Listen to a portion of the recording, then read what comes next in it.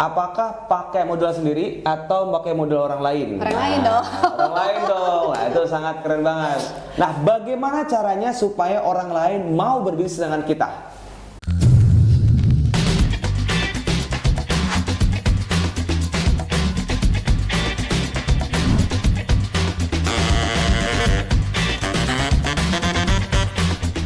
Nah, kembali lagi bersama saya, Dimas Donanto. Nah, teman-teman, ini kita kedatangan tamu narasumber yang luar biasa.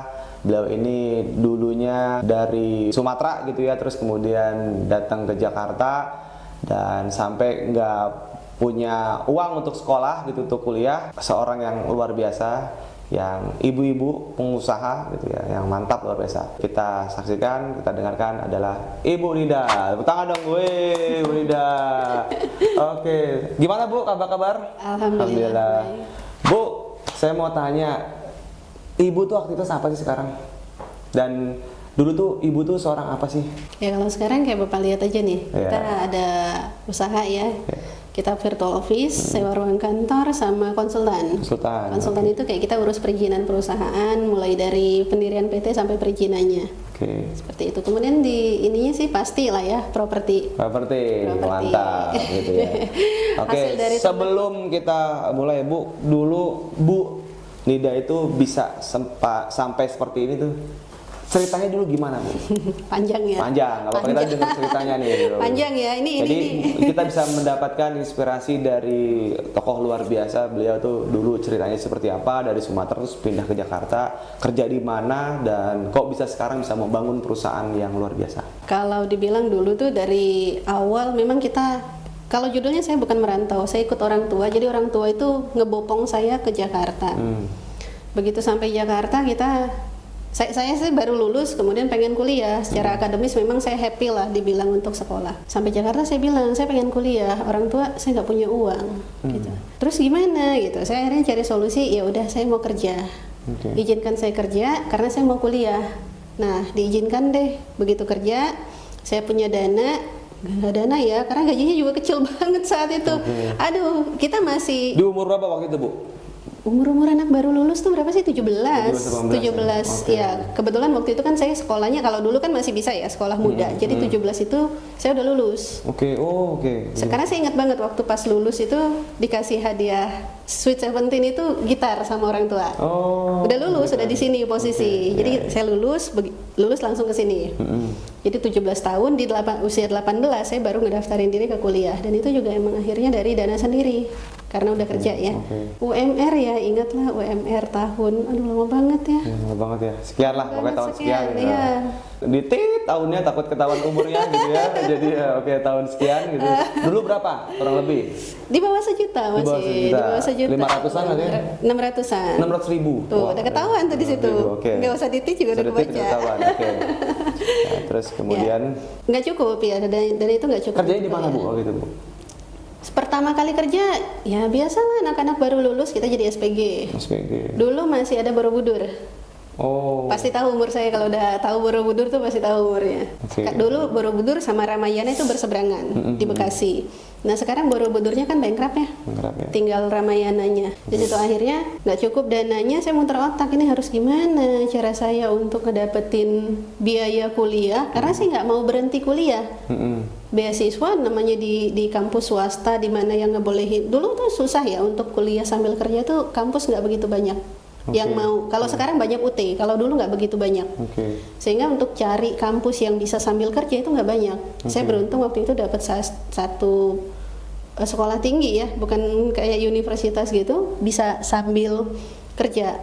Akhirnya saya cari apa yang bisa saya jual. Nah dari situ saya mulai tuh jual-jual handphone. Jual-jual handphone. Pertama minjem tuh ceritanya. Uangnya minjem dari temen sekitar berapa? 600 sampai 700 ribu satu handphone.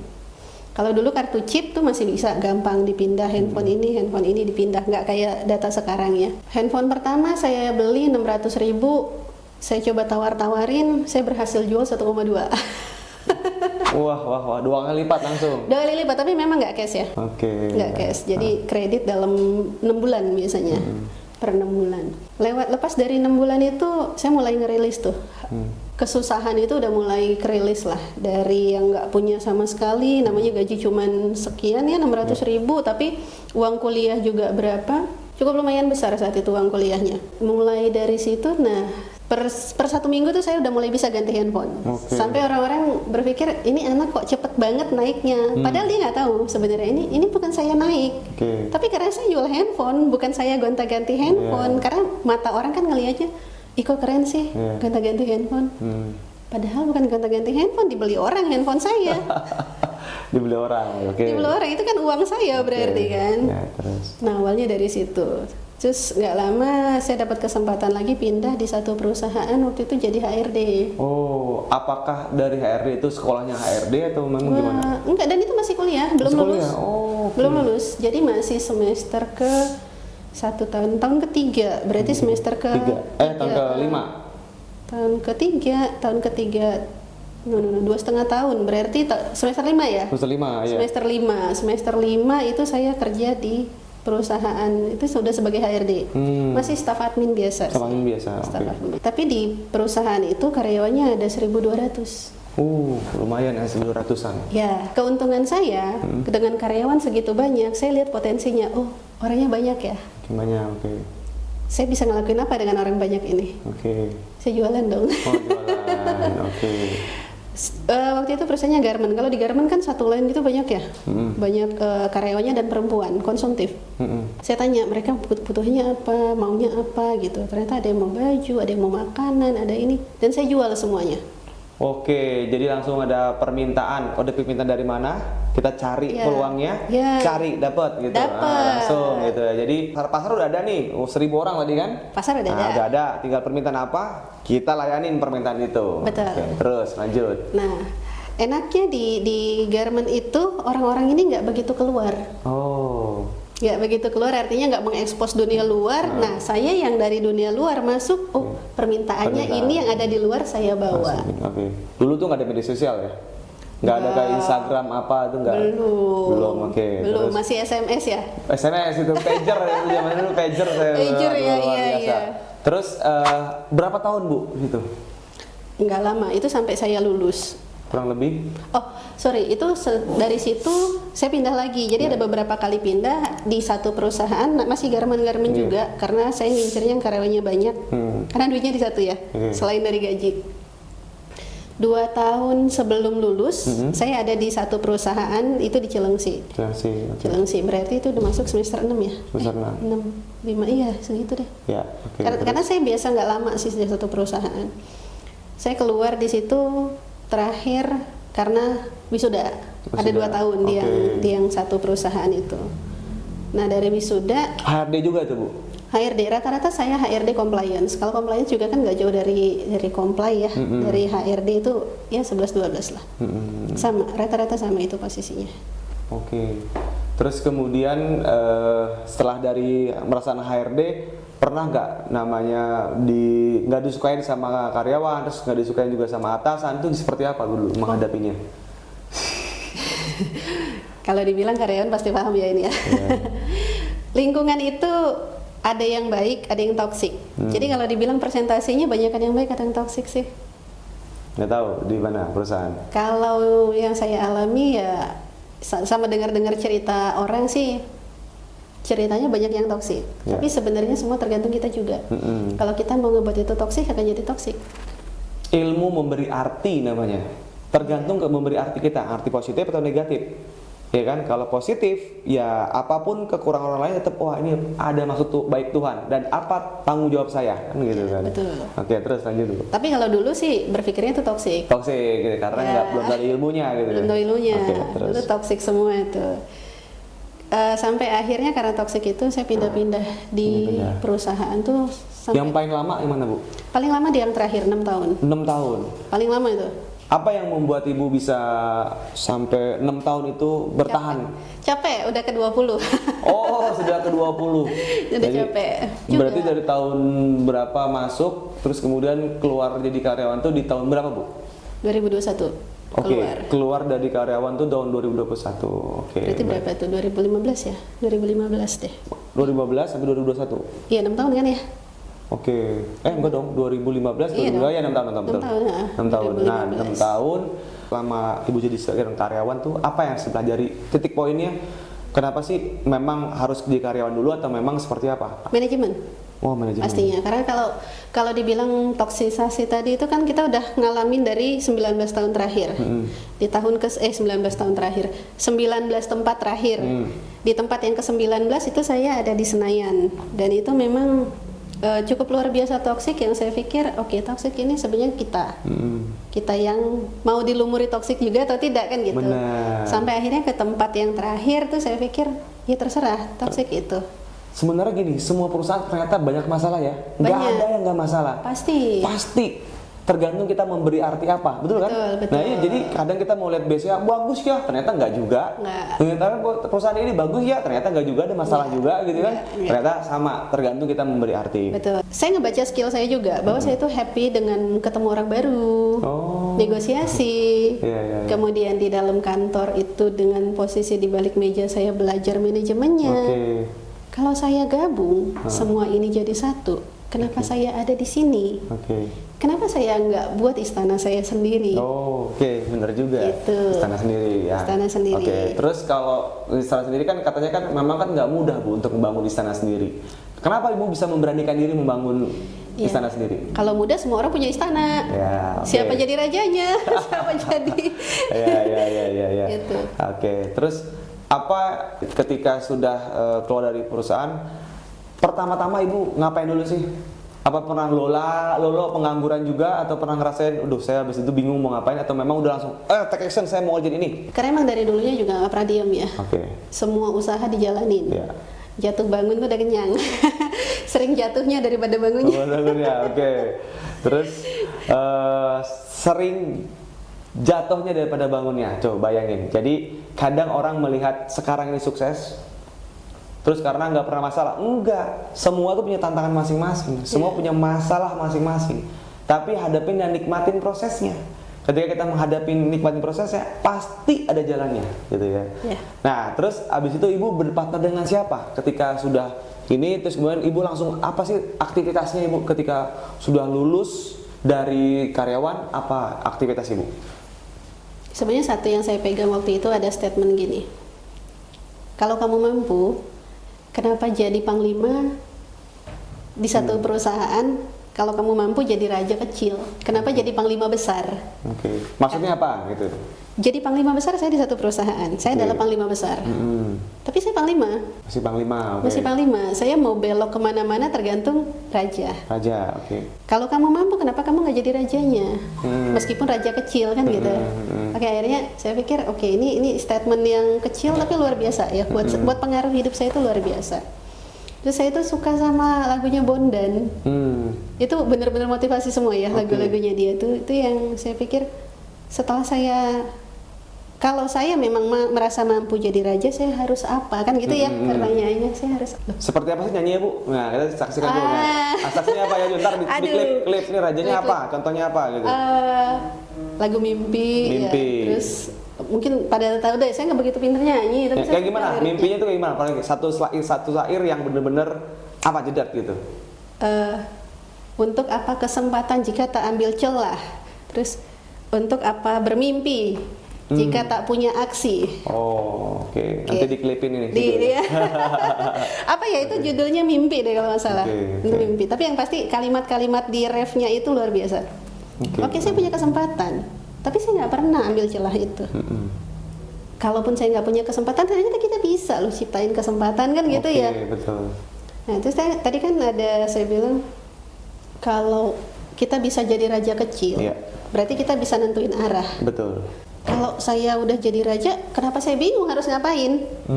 Iya kan? Ya udah, tinggal saya ya walau pasti ya.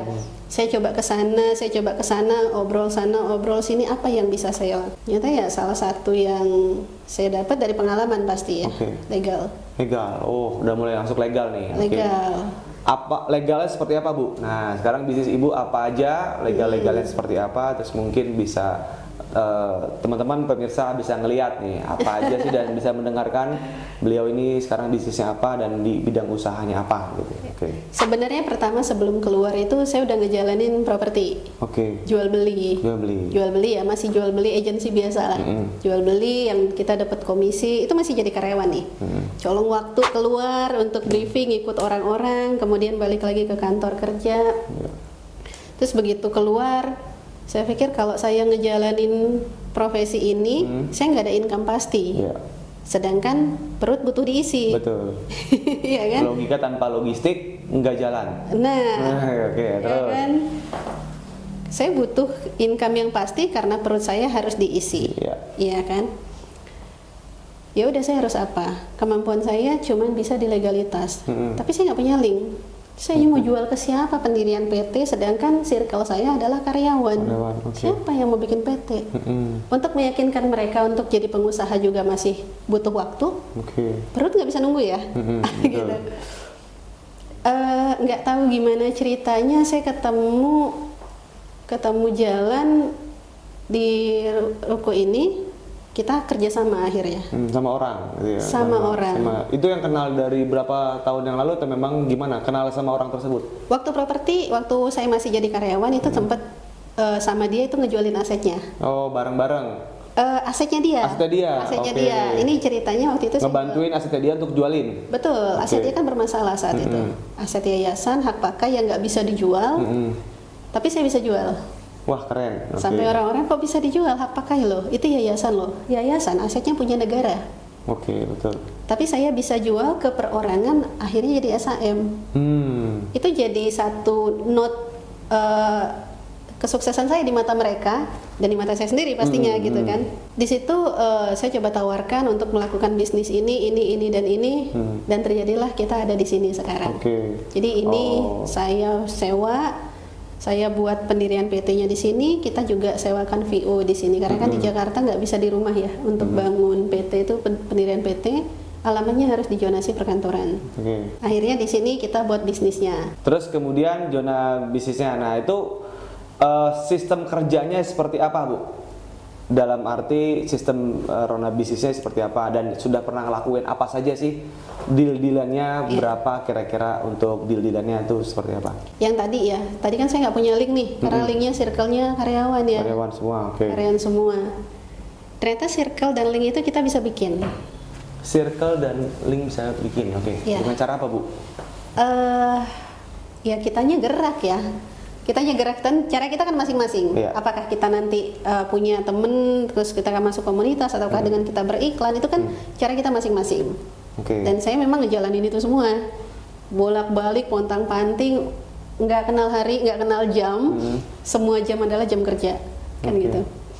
Nah, ada beberapa akhirnya begitu perkenalan, saya buka VO, ada yang sewa VO, kemudian ada yang pendirian PT deh sekalian gitu. Di luar sana banyak nih, pendirian PT di sini murah loh, ini segala macam. Ya, memang pilihan ya, karena kan kalau kita bilang murah dan mahal itu relatif. Ada plus minus pastinya. Saya bilang silahkan ambil yang murah, nggak masalah kalau memang di kita, karena kita ada yang kita jual, salah satunya adalah kualitasnya, karena kita ngecek semua kan.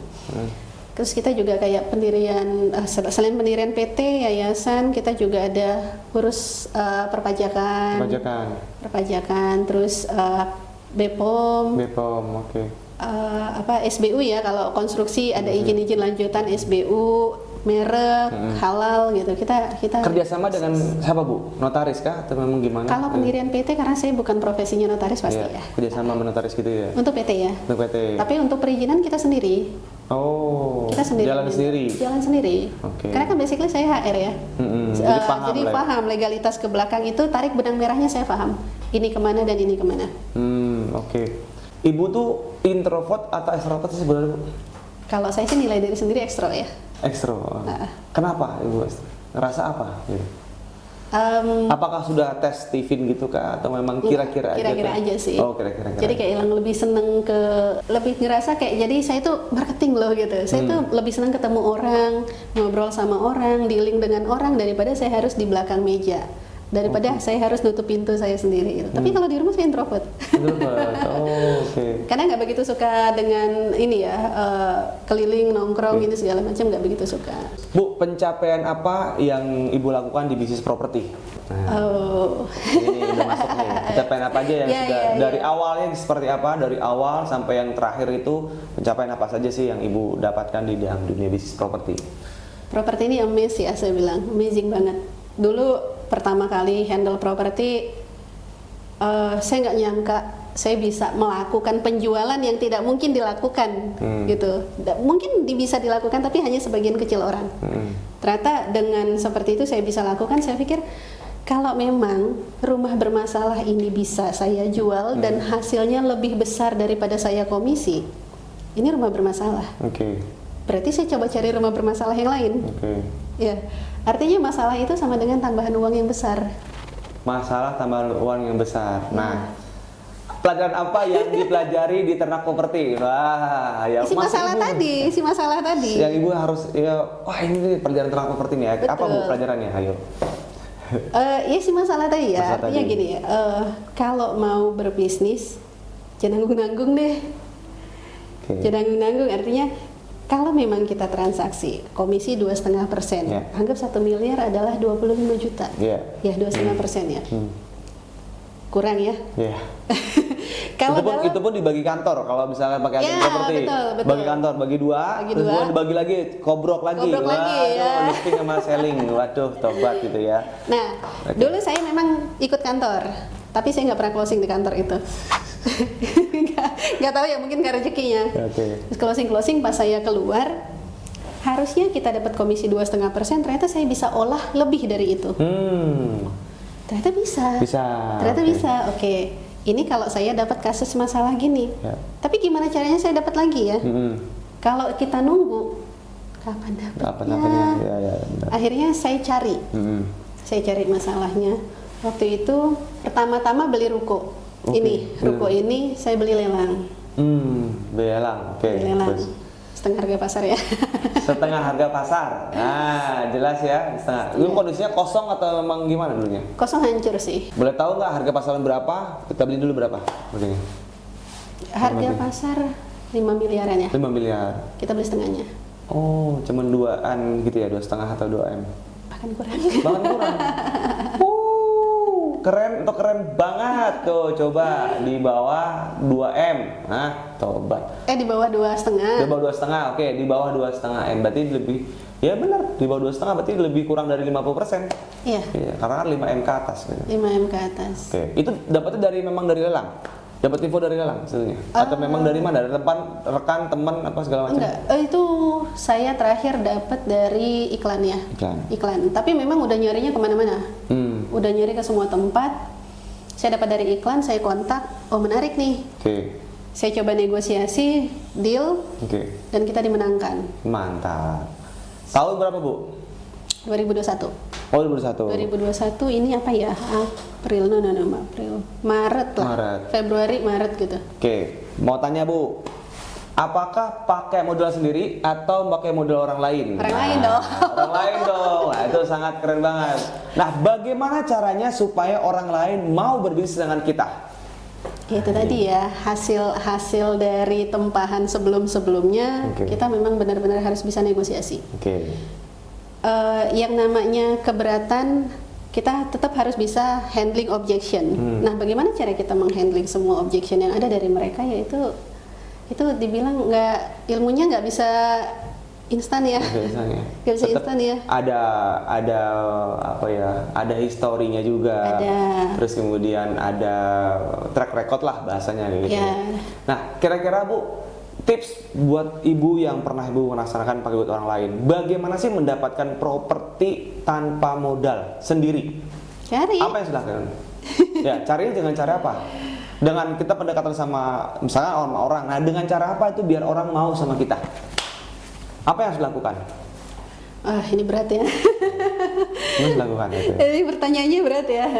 Sebenarnya gini, kalau kita nunggu kesempatan itu kelamaan. Tapi kalau kita ciptakan kesempatan, jalan itu selalu ada. Misal, kita mau ngejual aset dengan keuntungan sekian. Kita dibilang pasti dong carinya uang ya, bohong. Tapi bukan semata-mata hanya karena uangnya. Tapi ingat, ilmunya ini sangat bermanfaat untuk dapetin uang ini nomor sekian sebenarnya, bukan nomor satunya. Ciptakan kesempatan gimana sih caranya kan gitu ya. Kita cari dulu nih peluangnya. Kalau ini ada aset, kita begitu lihat, oh ternyata ini ada aset di bawah pasar, tapi siapa yang mau beli? Ya, bingung kan, siapa yang mau beli nih? Ibaratnya ada barangnya, tapi bingung siapa yang mau beli nih. Oke, terus? Iya dong, dengan harga miliaran, sedangkan teman-teman saya karyawan yang mungkin gajinya juga di bawah saya, atau mungkin di atas saya juga, mungkin harga sekian miliar nggak bisa beli kan gitu. Oke, terus? Dan lelang kan cash ya? Gimana caranya nyari orang yang punya uang cash dengan harga sekian miliar? Ya cari. Cari. Nah, cari dengan cara apa? Ya pasti iklan lah ya. Pasti iklan. Nah iklan sendiri kalau kita gerak sendiri kan satu lama. Ini yang saya pelajarin dari satu sisi properti gini. Kita kalau jual sendiri, kesempatan yang kita dapat dari 100% mungkin kita dapat 10%. Untuk kita ngedapetin 90%-nya itu gimana? Approaching. Approaching kita berapa persen sih? Tambah lagi deh 10 atau 15%, 25%, 75% bagaimana? Enaknya kan sebenarnya kita lempar lagi ke teman-teman agent. Tapi kalau kita lempar komisi bagi 2 dong. Nah, awal saya pelajarin dari income propertinya, kalau bagi 2 kecil ya, gitu. Anggap tadi misal 1 miliar. Kalau bagi 2 tanpa bagi perusahaan aja kita cuma dapat 12,5. Itu udah 2,5 bagi 2 lagi kan? 12,5. Tapi gimana caranya kalau saya mau bagi mereka full? Ya kan? Berarti balik lagi. Aset bermasalah sama dengan uang tambahan. Jadi dengan kita ngasih ke mereka 2,5%, tadi kan ada aset bermasalah uang tambahannya. Ya uang tambahannya yang kita ambil. Uang kerohimannya kah? Bukan, artinya gini. Ini kalau kita beli, ini kan kita beli judulnya. Tapi kalau kita mau jual, artinya bukan di kerohimannya. Cari asetnya yang benar-benar bagus. Eksekusi. Beresin, jual. Oke, kalau kita mau mendapatkan saya masih belum jelas mau mendapatkan income atau mau mendapatkan orang yang mau beli aset kita. Yang mau beli cash ini tadi ya iklan sih. Iklan sih nggak jauh. Berarti ketemu sama orang yang sekarang ini dari iklan? Sebenarnya enggak. Kalau yang ketemu sama yang sekarang ini kan sebenarnya dari yang sebelumnya aset dia yang saya jual yang bermasalah itu. Ini adalah bagian dari yayasan yang saya handle. Sampai sekarang kita hubungannya baik. Itu satu pertemuan yang saya bilang sudah jalan Allah ya. Mereka ngerasa saya ngejual aset saya, harga pasaran saya jual 50% di bawah pasar, tapi saya harus dapat aset lagi. Nah, di situ saya approach ke mereka. Mereka ini yayasan keagamaan. Mereka bilang awalnya gini, Mbak, kita yayasan keagamaan, bukan yayasan bisnis. Bagaimana kita mau punya bisnis? Nanti ini akan jadi satu masalah keributan. Itu handling, itu objection dari mereka. Berarti keberatan nih. Kalau saya bilang, oke Pak, saya mundur, saya nggak dapat dong. Terus? Gimana caranya? Jadi kita harus cari titik keberatan mereka. Kita harus cari cara untuk nyelesain itu. Akhirnya saya bilang gini, Pak, sekarang yayasan ini pendidikannya bayar atau enggak? Mereka pendidikannya gratis. Gratis. Terus? Gratis. Yang bayar gurunya siapa, Pak? Mereka dapat suntikan dana dari Amerika. Terus? Cukup, Pak? Kadang cukup, kadang enggak. Pertanyaan saya, Pak, kalau enggak cukup, Bapak bagaimana? Ya terima aja. Terima aja. Itu kalau saya nggak nanya nggak ketahuan ya. Terus? Tapi apakah Bapak nggak mau berkembang, ngasih kesempatan lebih banyak lagi untuk bisa ngasih kesempatan orang belajar dengan gratis lagi? Ya mau sih. Gimana Pak? Kalau misalnya kita kerjakan seperti ini. Akhirnya mereka mulai kebuka. Oh ya juga ya, gitu ya. Oh ya juga ya. Terus nanti gimana Mbak? Nah, judulnya mereka ini nggak paham sama sekali. Akhirnya kita saling bertukar pikiran, sama-sama kebuka. Saya tahu dengan mereka, akhirnya mereka juga tahu dengan saya. Boleh juga Mbak. Tapi dengan dana yang masuk, tadi kan asetnya kejual 6 miliar 50 juta ya. Kita nggak bisa ngasih semua. Kita harus alokasikan untuk pembangunan sekolah kita di Jogja saat itu. Oke Pak, berapa yang bisa? Gitu. Ketemu angka Waktu itu sebenarnya 3M. Ya, ya. Wah, enak. 3,5 M ya saat itu. Wah, 3,5 M nyari aset di Jakarta enak. Ya, ya, ya. Enak masih, ya. Masih ada ya. Masih ada. Terus saya ajukan asetnya aset normal saat itu belum paham. Tiba-tiba turun angkanya. ya. 2M doang. Oke. Saya bilang, wow, 2M doang dengan seperti ini, rukonya juga rusak, renovnya bagaimana, ininya bagaimana, bangunnya bagaimana, kan kita harus muter otak lagi. Ya, ya. Kalau saya mundur, gak cukup Pak. Selesai saya dengan cerita itu. Saya harus cari bisnis lain kan gitu. Saya coba korek lagi pertanyaannya. Jadi artinya kalau kita memang mau tembus satu bisnis, korek terus nih. Apa sih sebenarnya? Apa sih sebenarnya yang perlu kita tambal untuk mereka sampai mereka say yes kan gitu? Say yes, oke. Untuk incer say yes itu nggak cukup 1-2 kali. Jadi kalau kita mau approach orang itu sebetulnya nggak bisa cuma sekali dapat. Oh, nggak mungkin. Nggak mungkin. Paling ada beberapa kali kan? Kira-kira beberapa kali lagi. Bahkan tahun ya, mungkin bisa bulan atau tahun. Mungkin kalau durasinya nggak lama. Tapi kan saya akhirnya approach-nya hampir seminggu tuh bisa 2-3 kali, 2-3 kali. Untuk mendapatkan cetak gol itu gitu. Betul. Oke. Nah, sekarang berarti aktivitas Bu Dida apa aja? Tunggu, saya mau cerita dulu uniknya saat uniknya itu. Gimana? Oke, yuk. Ini kan yayasan Kristen sebenarnya. Itu pastor. Di gereja perempuan yang saya baru tahu ya dari mereka, perempuan tuh nggak boleh ngomong. Oke. Saya baru tahu dari situ ya. Iya. Hari Minggu saya ke gereja akhirnya. Keluar masuk gereja saya sampai ditonton sama orang-orang tetangga. Saya bilang, jadi gak enak hati sendiri ya. Gerejanya dekat komplek perumahan. Saya datang itu sebelum zuhur, sesudah zuhur. Jadi zuhur dulu di luar, saya akhirnya masuk gereja. Ya. Tapi zuhurnya kan di luar, begitu saya nyampe masuk gereja, asar keluar lagi ya. Asar keluar lagi ke masjid lagi, salat lagi, balik lagi ke gereja. Itu saya diginiin, siapa sih? Pakai jilbab masuk gereja dan itu bolak-balik nggak cuma sekali. Minggu depan begitu lagi. Dan itu nggak cuma sekali. Itu saya bilang, itu sebenarnya awal-awal deg-degan, ini saya gimana? Dan di dalam gereja, karena saya udah dengar di gereja perempuan nggak boleh ngomong, saya perempuan loh. Tapi di gereja saya ngomong di depan para pastor, saya bilang kok unik juga gitu ya. Tapi kan emang tujuan kita beda ya, sangat jelas. Ini cuma perasaan aja yang ngerasa kok jadi ketakutan sebenarnya, itu doang sih. Itu saya bilang, wah luar biasa nih. Sekarang berarti aktivitasnya apa aja Bu untuk saat ini? Fokus properti sebenarnya. Fokus properti. Nah, propertinya dengan cara apa? Listingnya dengan cara apa? Terus ngejualnya dengan cara apa? Pasti kalau ngejual iklan. Kalau dulu tuh kita ambil dulu kah atau memang kita listing aja dulu kayak agen properti biasa atau gimana? Dua-duanya saya ambil. Dua cara ini saya ambil. Pertama polanya gimana? Pertama kalau sebelumnya, ini isi dapur ya. Nggak apa-apa. Biar belajar ilmu yang bermanfaat. Dapur nggak apa-apa. Yuk lanjut. Nggak apa-apa. Kalaupun saya kasih tahu belum tentu kesempatan semua orang dapat. Iya kan? betul. Gitu. Ada satu itu saya ambil dulu. Saya ambil dulu. Dengan cara PPJB dulu atau memang take dulu atau memang 100% atau cuma DP doang? Jadi doang? Enggak, saya eksekusi langsung dari ini ya, bank ya. Ambil dari bank, sama si ownernya ya. Sama si ownernya kita eksekusi putus. Jadi PPJB kuasa. PPJB kuasa. PPJB kan sebenarnya hanya untuk memperkuat ya. Tapi belakangan ini saya rata-rata kuasa. Kuasa doang, nggak pakai PPJB? Enggak. Karena kena pajak kalau PPJB? Iya. Jadi cuma kuasa atau nggak SKB, surat kuasa? Iya, tapi nggak semua daerah ya. Kalau daerah saya kan ambil sengaja khusus area Bekasi tuh. Karena udah ada pegangan, kuasa itu masih enak. Tapi ada yang ambil di saya itu investor. Jadi dia ambil, dia yang renov, dia jual lagi sama pembeli akhir. Lah untungnya gedean dia. Ya nggak apa-apa. Nggak apa-apa. Percepatannya itu kan.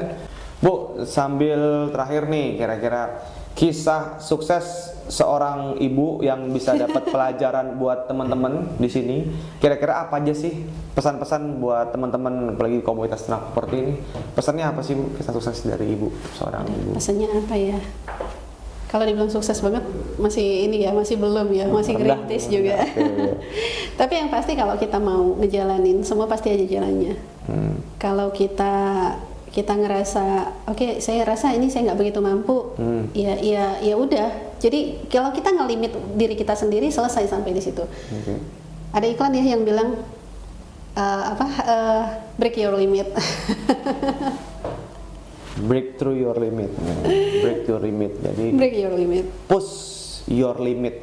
Iya.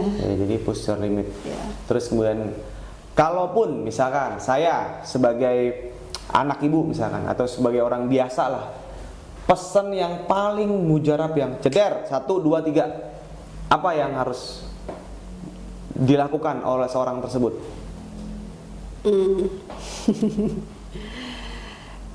Yang pasti harus dapetin impiannya. 1, dapetin impiannya. Ya. Break your limit to get your dream. Jangan pernah tetap ada di tapak yang sama. Harus moving. Harus moving. Kalau ada tetap di tapak yang sama, artinya kita nggak pernah hidup. Dan kita akan mati di situ kan gitu. Kalau ibu ada masalah tuh biasanya ibu harus ngapain sih? Ini. Ya yang pasti jangan lari. Jangan lari terus. Masalah itu harus dihadapin. Di saat ada masalah pasti ada penyelesaian. Allah tidak akan pernah menciptakan satu masalah kalau nggak ada penyelesaiannya. Wow, keren. Nah ini kita juga bisa belajar dari seorang luar biasa, Ibu Nida, yang dulunya memang bukan anak siapa-siapa, bahkan untuk kuliahnya juga ya nggak ada uang gitu ya. Terus kemudian kita juga bisa bahwa orang lain tuh pasti punya tantangan masing-masing. Nah jadi jangan berpikir, wah itu enak ya punya mobil BMW, oh itu enak ya punya ini. Ya tetapi semua juga punya tantangan masing-masing. Untuk itu teman-teman ambil pelajarannya dan nikmatin prosesnya, kemudian lapor progresnya, ternak properti hasilnya. Saya Dimas Yunanto beserta Ibu Nida mengucapkan salam mantap.